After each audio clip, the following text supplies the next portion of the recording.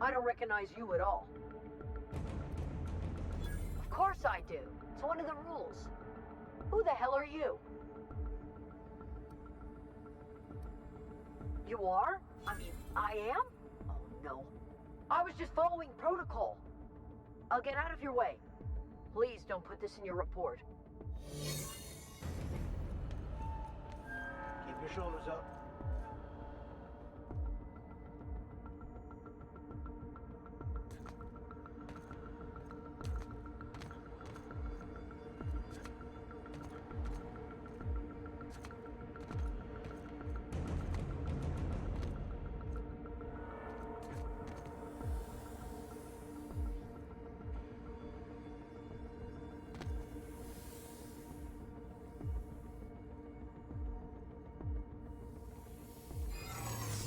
What?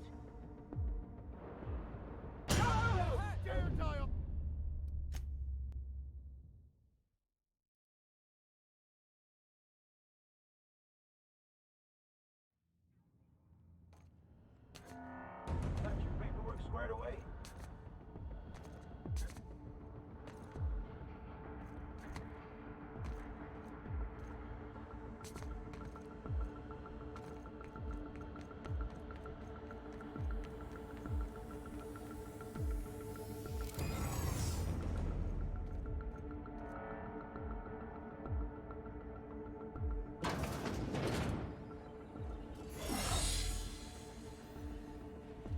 Well, look who it is. I'll be damned. I was prepping the studio for our announcement, and here you are as a bonus. Ah, and the wayward doctor. Are you about done with your escapades? We have faces that need lifting, after all. These days, I'm more interested in breaking them. Wouldn't mind taking a swing at yours. And the convicts. The vicar. You know, most people, once they're out of prison, don't seem keen on returning. Oh, I would go anywhere to see you fall, sir. When you go off and get yourself shot, try to avoid taking one to the face. I'll want it recognizable to show to my citizens.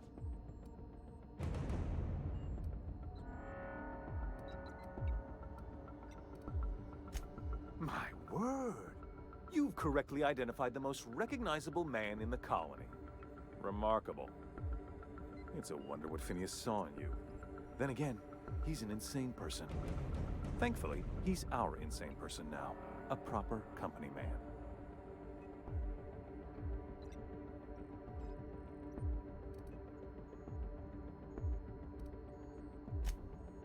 Yes, he is an extraordinarily obstinate fellow, isn't he?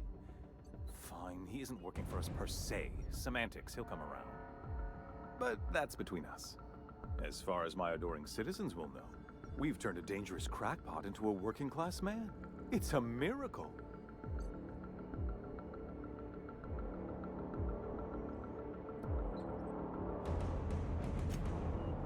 Oh yes, go on, wake them up, add more mouths to feed. That'll solve our starvation problems. I don't know what half-baked plans that simpleton in a lab coat has been leading you through, but it's done. It's over. Let me ask you something, Captain. Have you at any point thought about not fucking up our entire society? I believe we could ask you the same. I'm making actual progress towards stabilization and recovery. You're just getting in the way.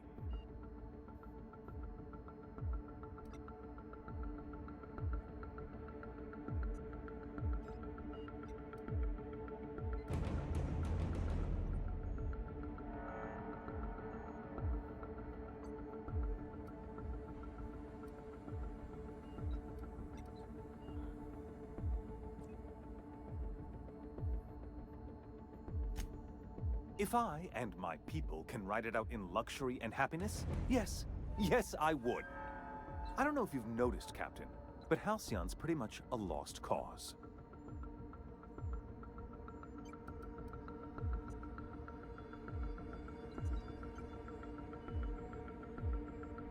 I'll admit, there's no shortage of talented scientists and engineers there. Look, I'm not an unreasonable man. If you manage to storm the castle, as it were, and make it out of here with Phineas alive, I can't exactly afford more havoc than you've already caused. Fine. If you survive, you'll need someone to sell the rest of the board on your plan.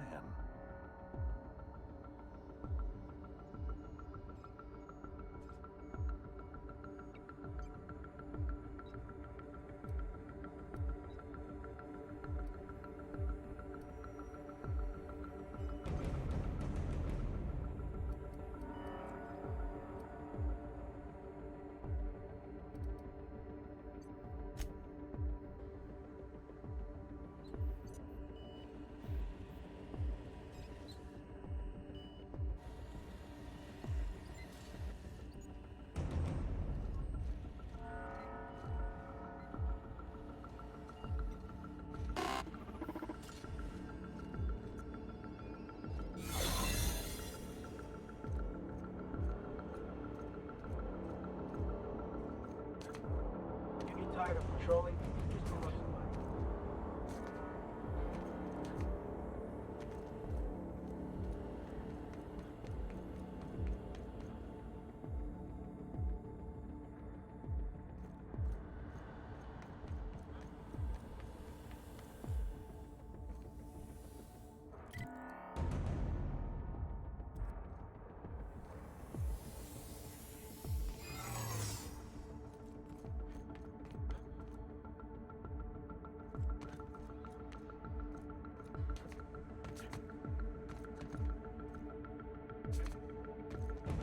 Huh? Something's not right. Not so fast!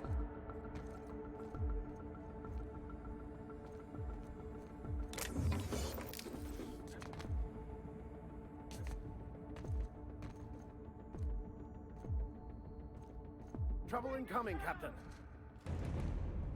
Take him down!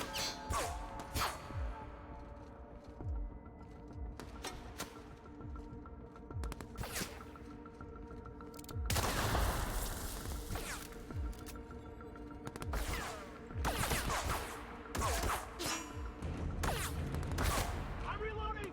On your right, Captain.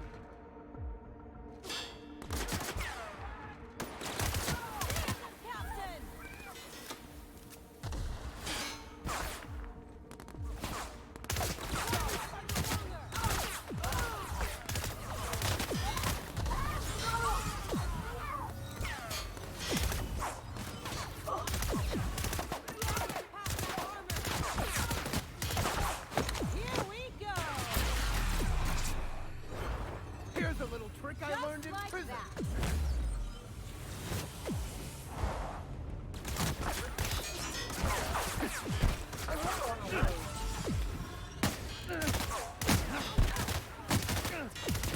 Let's get past that armor.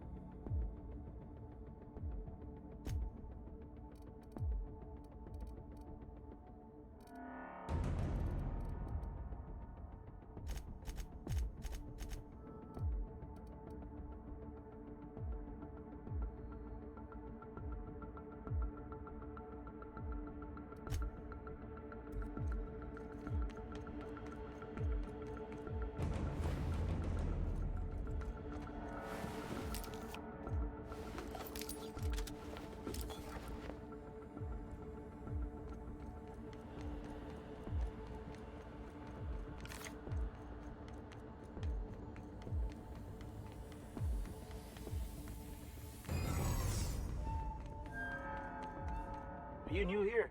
I didn't think we were hiring more staff.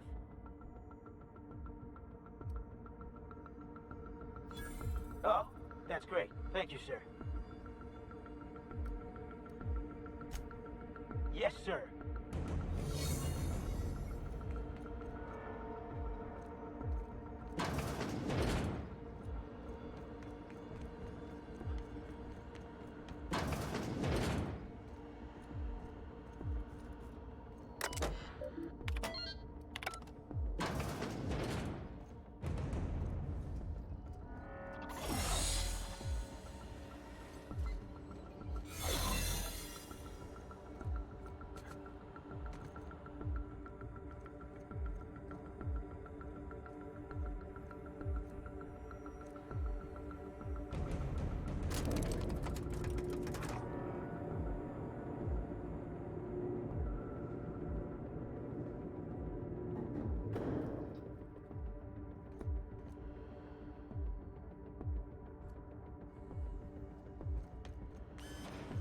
right, MSI.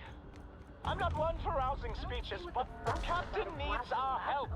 So get in there and fight!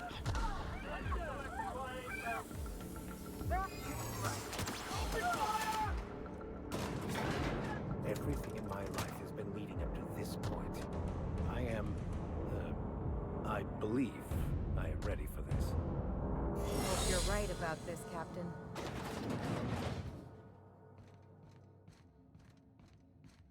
Captain, you have an uncanny talent for complicating my life. You've disrupted the balance of power. You've upset the natural order of things. You've introduced uncertainty, and there is nothing I despise more than uncertainty.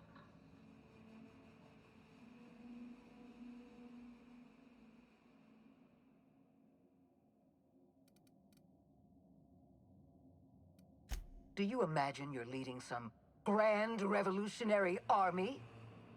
The Iconoclasts and MSI have put aside their differences and attacked the prison together. I never imagined such a thing would be possible. But here we are.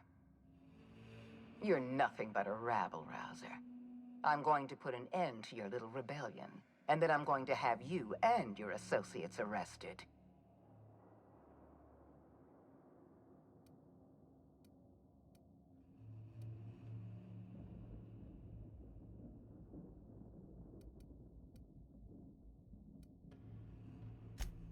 The Board is the only legitimate power in Halcyon. We are Halcyon. I admit I miscalculated the extent of your influence. The Board's plan never accounted for you. This is a mistake I intend to correct. I have Dr. Wells in my custody. Once I've secured his cooperation, I can move forward with the program. I can repair the damage you've done. I can set things right.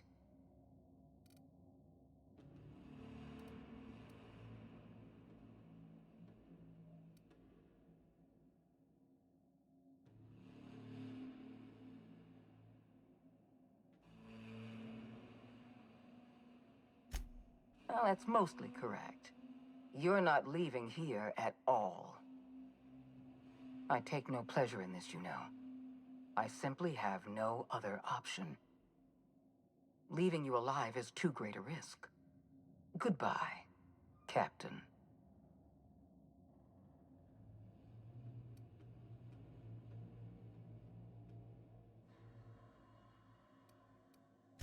I had a feeling you'd say that. This prison is equipped with an automechanical warden. I've had it programmed to eliminate you on sight and rinse your remains down a drain. And don't worry, I will inform Dr. Wells that you died heroically or something.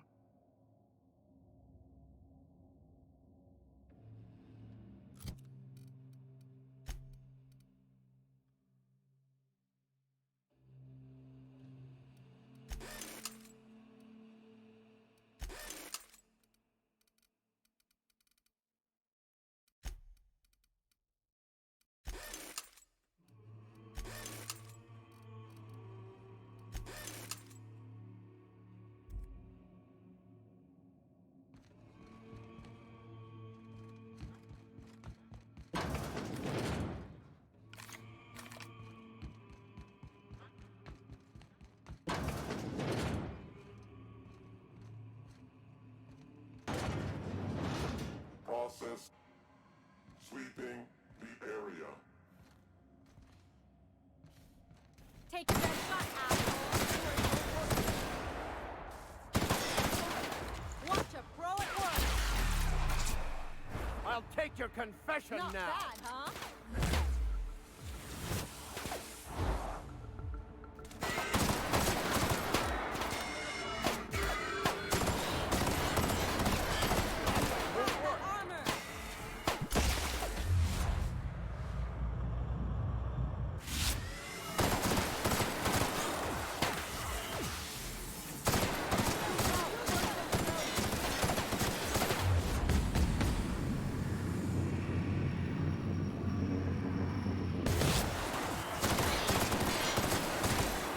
I've had quite enough of you.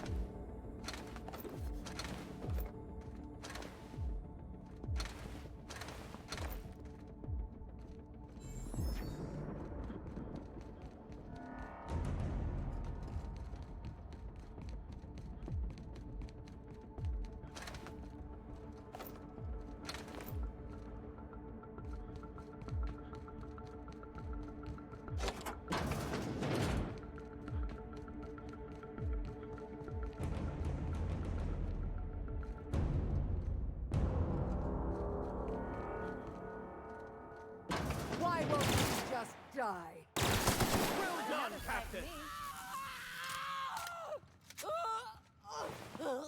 Get me out of here!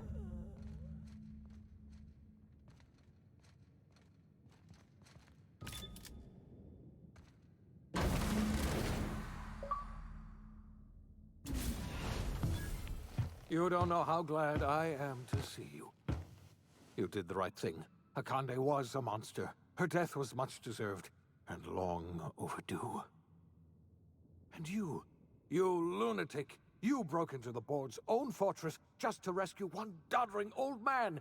You are absolutely out of your mind, and I can't begin to thank you enough.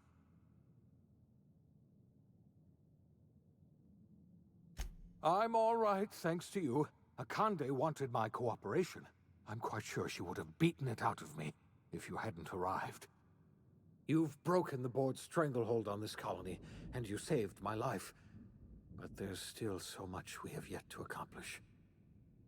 You and I are going to have to work harder than ever to save Halcyon. I'm afraid the situation is far worse than any of us ever anticipated.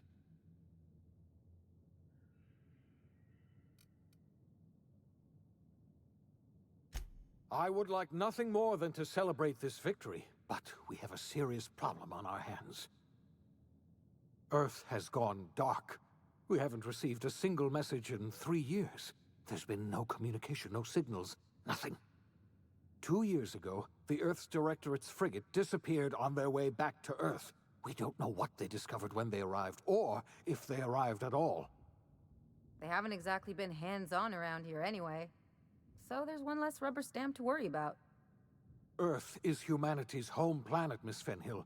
The psychological effects of losing our original home will be devastating. Earth is only an idea to us.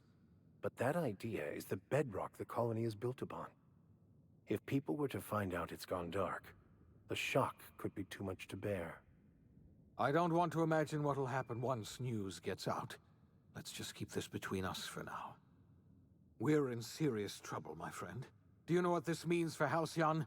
We can't rely on Earth for support anymore. We've been cut loose. We're entirely on our own.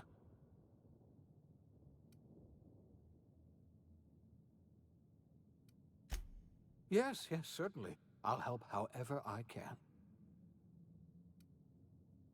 I don't know what happened, but something must have gone horribly wrong. I don't know why Earth's gone silent. I don't even know if Earth exists anymore. We have no connection back to Earth, and return is likely impossible. We're completely alone out here. I heard it from Akande herself. She tried to pressure me into joining her side, you see. Tried to make me realize that all hope is lost, and that we are alone. She was half right. We are alone, and we're going to have to fend for ourselves, because there's no telling what's happened to Earth. You might have heard of the Earth Directorate's frigate. Half the colony's entire military was on that ship. They were returning to Earth when they vanished without a trace. That was 2 years ago. We haven't heard a word from them since. Whatever happened to Earth likely happened to them.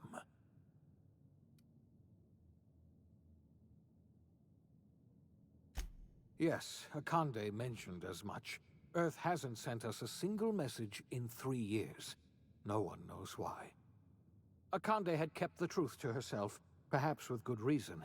Can you imagine what would have happened if word got out? We'd have utter pandemonium.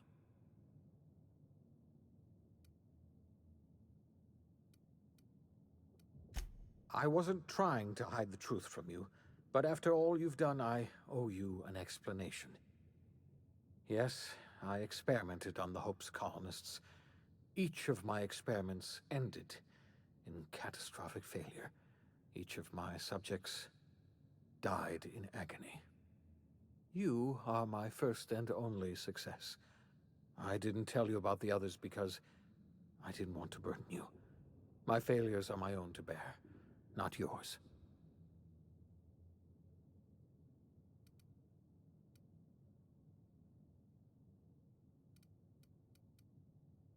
You have every right to think of me that way.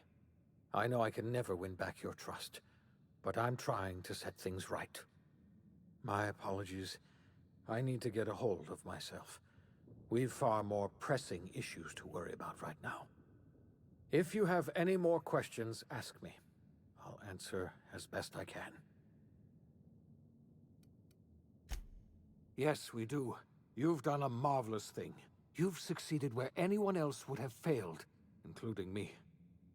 We must begin the revival process immediately, starting with the Hope's brightest minds, and then we're going to fix this damn colony, one problem at a time.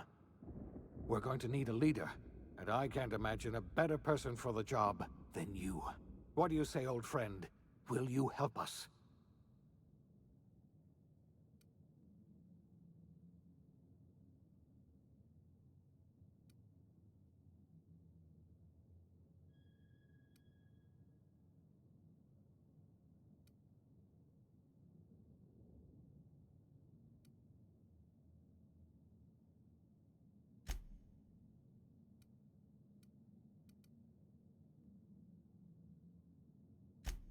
The chairman? I don't know why you let that heartless creature live, but I'll have to trust your judgment. You're the best thing to ever happen to Halcyon. If you want to take it upon yourself to lead this colony, you have my support. We're not a colony any longer, are we? Our last connection to Earth has been severed, and so we have been set free. Our future is uncertain, and no one knows what tomorrow holds. Exciting, isn't it?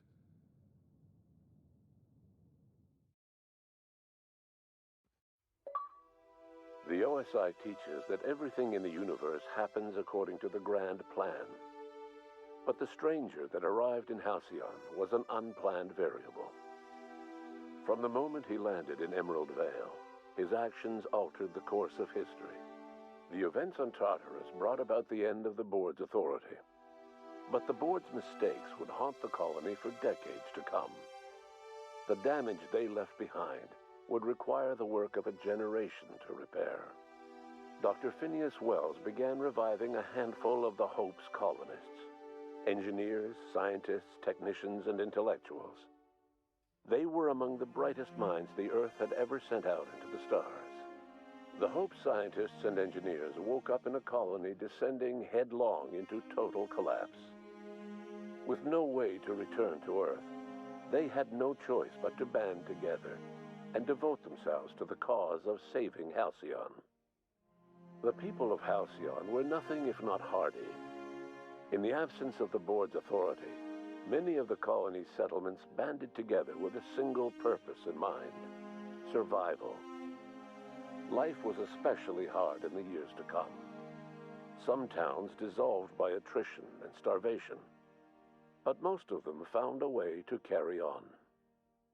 In the years to come, Halcyon was forced to reckon with its newfound freedom. The Board was gone, and for better or worse, the colony was responsible for its own destiny. Between MSI's worker-centric policies and the iconoclast's manpower, Sanjar and Zora were able to rally many of the Terra 2 townships to their cause. MSI's workforce swelled, and the iconoclasts enjoyed a significant surge in their ranks.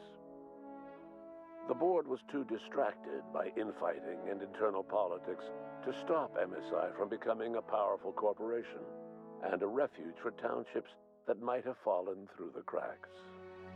Consumed by paranoia, Lilia Hagen took Sublight Salvage in a controversial direction, openly accusing Board officials of an extraterrestrial conspiracy. One day, an accident at the Groundbreaker's docking bay silenced her forever. Time would tell if her replacement could keep the Sublight family together.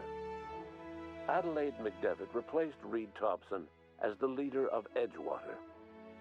She and her followers transformed Edgewater in their image. Anyone loyal to Reed was pressured into leaving town, and those who stayed behind adapted to her way of life. Adelaide transformed the old cannery into a new garden. The nearby Edgewater Cemetery provided a convenient source of fertilizer. Under the leadership of Junlei Tennyson, the Groundbreaker held firm against corporate influence. The ship's mechanical stability gave Junlei the time to educate a promising generation of engineers, schooled in her family's traditions. The future of the Groundbreaker looks promising.